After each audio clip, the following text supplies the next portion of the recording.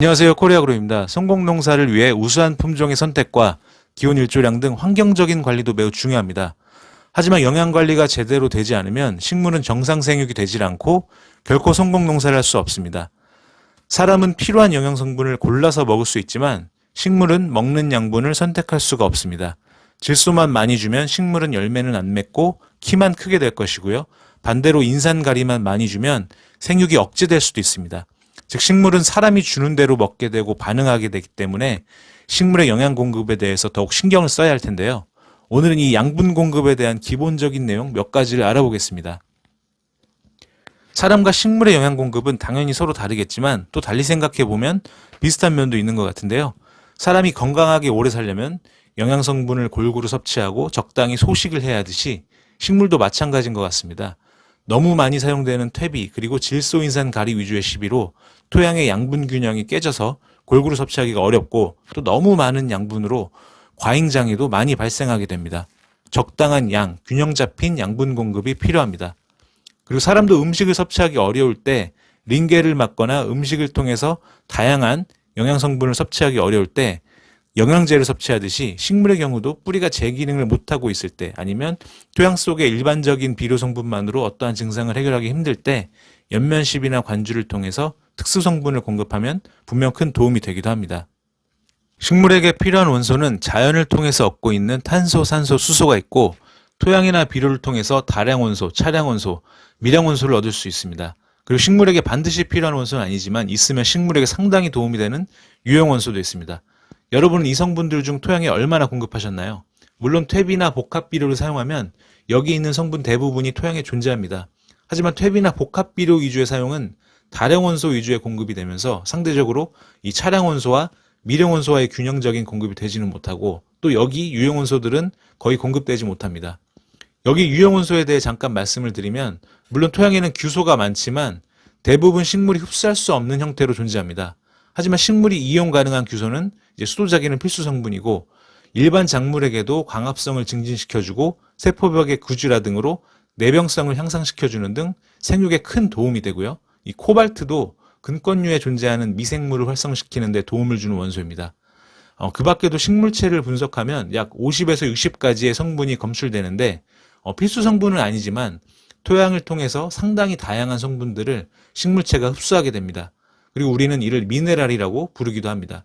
즉 우리가 석회질 비료, 복합 비료, 퇴비 정도만을 공급하기보다는 미량 요소 공급에도 신경을 쓰고 그리고 유용 원소도 같이 공급할 수 있다면 더 좋은 양분 공급이 되겠습니다. 이에 저희는 복합 비료 사용과 함께 하이그린 사용을 권장드리고요. 물론 칼슘은 함량이 높지 않아서 석회질 비료 사용이 필요하고 배추나 무, 감자처럼 붕소 요구량이 높은 작물은 이제 붕사도 보충해야 하지만 하이그린은 차량 원소부터 미량 원소, 유용 원소를 다 한 번에 공급할 수 있기 때문에 좀 더 균형적인 양분 공급이 가능해집니다. 그럼 양분은 어디로 흡수될까요? 모두가 아시다시피 뿌리입니다. 대부분의 물과 양분을 뿌리를 통해 흡수하는 건데요. 이제 그래서 밝은제도 이제 많이 사용하는데 사실 밝은제를 사용하는 것도 좋지만 이보다 더 중요한 것이 지난번 말씀드린 것처럼 토양의 물리적, 화학적 계량을 통해서 뿌리가 더 잘 뻗을 수 있도록 흙을 부드럽게 그리고 미생물이 잘 활동할 수 있게 토양을 관리해 주시는 것이 더욱 중요하겠습니다. 그리고 이제 또 양분을 흡수할 수 있는 곳이 바로 잎에 있는 기공인데요. 이제 기공은 식물이 호흡작용이나 광합성 작용을 할 때 산소나 이산화탄소의 통로가 되는 곳인데 이 기공이 열려 있을 때 옆면 시비를 통해 양분을 공급할 수 있습니다. 이 기공은 잎 앞면보다 뒷면에 더 많고요. 그리고 늙은 잎보다는 어린 잎의 양분의 흡수율이 좋기 때문에 옆면 시비로 양분을 공급할 때는 특히 어린 잎 그리고 잎 뒷면에 신경 써서 살포하시는 게 좋겠습니다. 그리고 기공이 닫혀 있을 때 사용하면 효율이 떨어지기 때문에 기공이 열려있는 환경, 즉 습도가 높은 시간대에 옆면 시비를 하시는 것이 좋습니다. 특히 약해, 냉해를 입었을 때 그리고 뿌리 생육이 좋지 않을 때는 뿌리로 양분을 공급하는 것보다 옆면 시비를 통해서 이 기공을 통해서 양분을 공급하는 것이 더 효과적이기도 합니다. 다음은 양분의 기량작용과 상승작용입니다. 이제 이 그림 참 많이 보셨을 텐데요. 이제 어떤 성분끼리 서로 흡수를 방해하는 건 기량작용이고 그리고 어떤 성분끼리 서로의 흡수를 도와주는 건 상승작용이라고 하는데요. 예를 들어서 배추를 재배할 때 붕소가 부족해서 속잎이 타고 썩어 들어가는 현상이 나올 때 토양 속에 붕소가 부족해서일 수도 있지만 토양에 붕소가 충분히 있어도 질소나 칼슘을 더 많이 공급하면 기량작용으로 이제 붕소 흡수가 제대로 안 되면서 결핍이 일어나고, 또 고추 칼슘 결핍 증상으로 이제 열매 끝이 썩고 탄저가 잘 생기는 이유도 토양에 칼슘이 부족해서일 수 있지만, 토양에 칼슘이 충분하더라도 토양의 질소나 가리를 과잉 공급해서 이제 칼슘이 기량작용으로 결핍 증상이 나타날 수도 있는 것입니다. 이제 그리고 반대로 상승작용 같은 경우에는 이제 흡수하기 어려운 인산 성분을 토양에 공급할 때 이제 마그네슘 비료를 같이 공급해 주시면 이제 서로 흡수를 도와주기 때문에 흡수하기 어려운 인산의 흡수를 더 상승시켜 줄 수가 있고요. 이제 이러한 기량작용, 상승작용을 잘 이해하고 양분을 적용하시면 좀 더 효율적인 양분 공급이 가능합니다. 하지만 오히려 이러한 기량작용과 상승작용을 너무 신경 쓰다 보면, 해보셔서 아시겠지만 양분을 공급하는 게 더 어려워집니다. 그래서 이제 이러한 기량작용을 이해는 하시되 양분을 공급하실 때 이 기량작용을 모두 신경 쓰기보다는 제가 볼 때 아래의 사항 정도만 지키셔도 좋지 않을까 생각이 되고요. 이제 먼저 퇴비, 비료를 너무 많이 살포하지 말아야 합니다. 이제 기량작용은 서로의 흡수를 방해하는 건데, 이를 다시 이해하면 어떤 성분이 과잉되면 반대로 다른 어떤 성분은 토양에 있더라도 결핍이 된다는 겁니다. 그래서 퇴비나 특정 비료를 너무 많이 살포하면 토양 속 양분 균형이 깨져서 기량작용이 훨씬 많이 발생하게 됩니다. 꼭 퇴비나 비료의 적정 사용량을 지켜주시고요. 다음으로 우리는 다량원소 중 질소를 추가로 여러 번 공급하게 됩니다. 질소는 토양에서 금방 유실되고 상대적으로 가리는 토양에 오래 있기 때문에 질소만 주는 경우가 많은데, 질소만 공급하게 되면 그 순간 가리는 이제 기량작용으로 흡수가 부족해질 수 있습니다. 그래서 웃자라거나 열매가 적게 달리고 열매 품질이 저하될 수 있는 것이고요. 그래서 추배할 때 질소만 주시기보다는 꼭 가리까지 같이 주시는 게 좋고요. 그리고 토양에서 칼슘, 마그네슘, 가리의 비율이 상당히 중요한데 서로 엄청나게 이제 흡수를 방해하는 거죠. 그래서 NK 비료를 주시던 가리 비료를 단독으로 주시던 토양에 가리를 공급했다면 칼슘, 마그네슘을 연면 시비로 보충해 주시는 것을 이제 권장을 드리고요. 그리고 미량 요소인데요. 토양에 미량 요소가 많더라도 일단 흡수 자체가 어렵고, 또 서로 다 흡수를 서로 방해하기 때문에 이제 미량 요소를 균형 있게 흡수시키기가 쉽지가 않습니다. 그래서 이때는 이러한 영향을 받지 않도록 킬레이트 미량 요소를 이제 연면 시비하거나 관주하시는 것을 권장을 드리겠습니다. 그리고 흡수한 양분을 다른 곳으로 이동시키는 양분의 재이동에 대한 내용인데요.